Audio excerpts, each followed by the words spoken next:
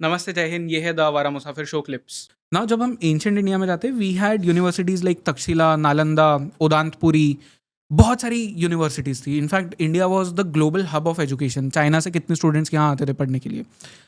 What is the major difference between जो उस time पे भारत में एजुकेशन मिल रहा था वर्सेस आज? क्योंकि एक जो मुझे क्लियरली दिखता है वो गुरुकुल सिस्टम है, जहाँ पे गुरुकुल में you use to live with the teachers, और जो आपका एजुकेशन था इट वाज रॉयल पैट्रोनेज था, वहाँ पे आपको फंडेड था वहाँ से, प्लस जितने विलेजेस आसपास होते थे वो आपको फूड एंड सब कुछ प्रोवाइड करते थे। वर्सेस आज कंप्लीटली प्राइवेटाइजेशन जो हो गया है, and government schools and colleges की तो let's not even talk about. मैंने आपको बताया था क्या स्टेट है।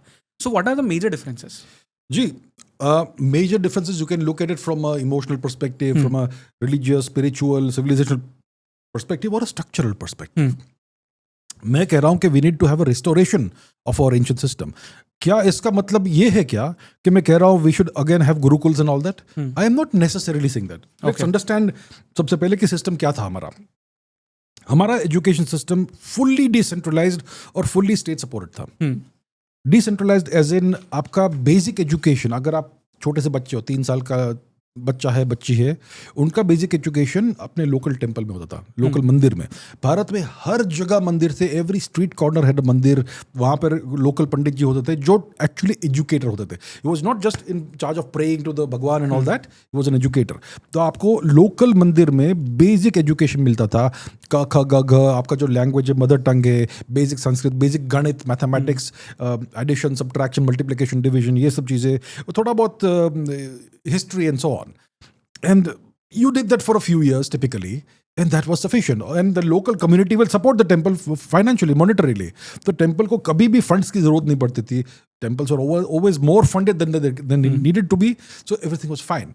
और भारत में उस जमाने में जाति वर्ण सिस्टम था, okay? And that is demonized today as the caste system. It was not a caste system, it was a जाति वर्ण system. Basically जाति system था. जाति मतलब occupational hierarchy, occupational lineages. हर family का occupational lineage होता था, and they had specialized knowledge about that occupation. अगर आप गोल्ड वर्कर हो, अगर आप स्टील वर्कर हो, अगर आप शिप बिल्डर हो, अगर आप टेक्सटाइल वर्कर हो, whatever you are, then you had specialized information and knowledge about that occupation. और वो कुछ families में pass होता था. So that's why they used to marry among each other so that the trade secrets don't go out, and that's how it was. Okay, that is something called organization of division of labor, which happens in any functional society or organization also. तो आपको क्या था कि जो बच्चे थे उनको basic शिक्षा मिलती थी टेम्पल्स में until they were like 8, 9, 10 years old. उसके बाद उनका फैमिली ही उनको शिक्षा देता था.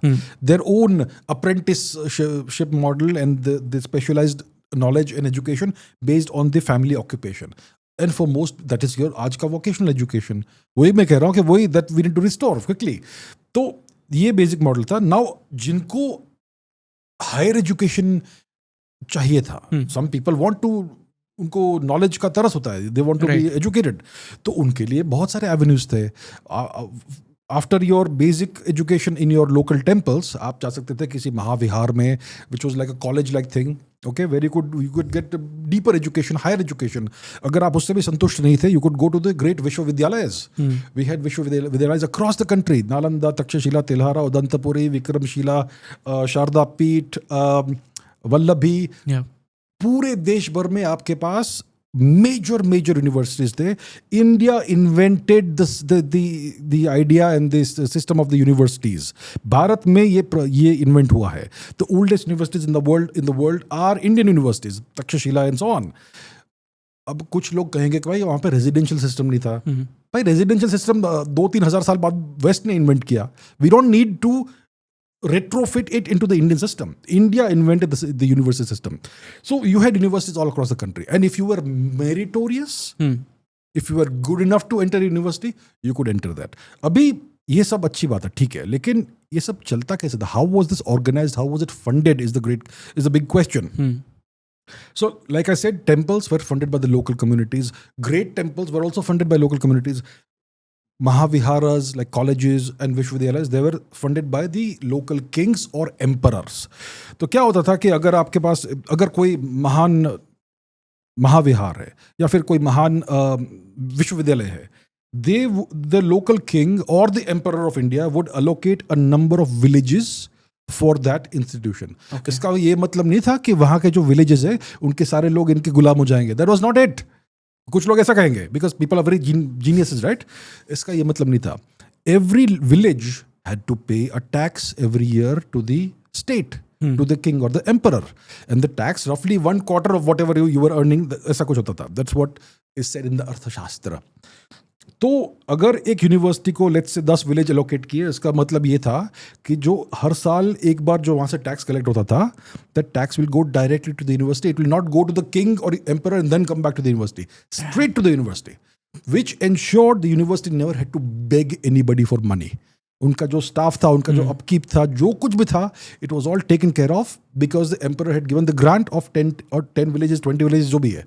So it was always well provided for. It could sustain thousands of students and all the teachers, all the gurus, all the staff, everything that was required.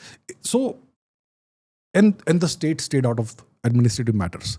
So you had full state support. You had no government interference. You had educators who actually ran the place, not bureaucrats, and the students were the priority.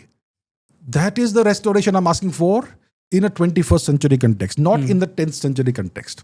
Okay? तो ये हमारा system था. For example, हम यहाँ थाने में बैठे हैं. यहाँ से कुछ ही किलोमीटर दूर एक जगह है जिसका नाम है कानेरी केव्स. राइट. इसका पुराना नाम है Krishnagiri. It was a Mahavihara. It was funded by the Satavahanas and also by the Mahakshatrapas, the Western Kshatraps, the Scythian descendant Shaivite kings of Western India. Mahakshatrapas and Satavahanas were adversaries. They fought wars against each other. And they both funded Krishnagiri. Their political differences never came in the way of education. वहाँ पे आपको inscription मिलेंगे. आपको inscription मिलेगा of Vashishthiputra Satakarni. His wife, his mother, Vashishti. So Vashishtiputra Satakarni was a Satvahana king. His adversary was the great Mahakshatrapa Rudradaman.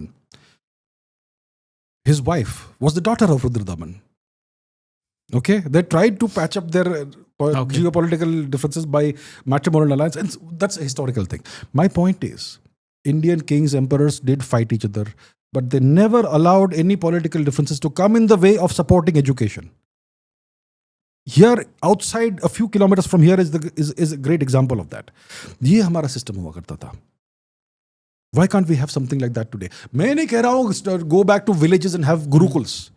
मैं कह रहा हूँ कि first of all decolonize the system. मैं क्यों why do I say decolonize the system?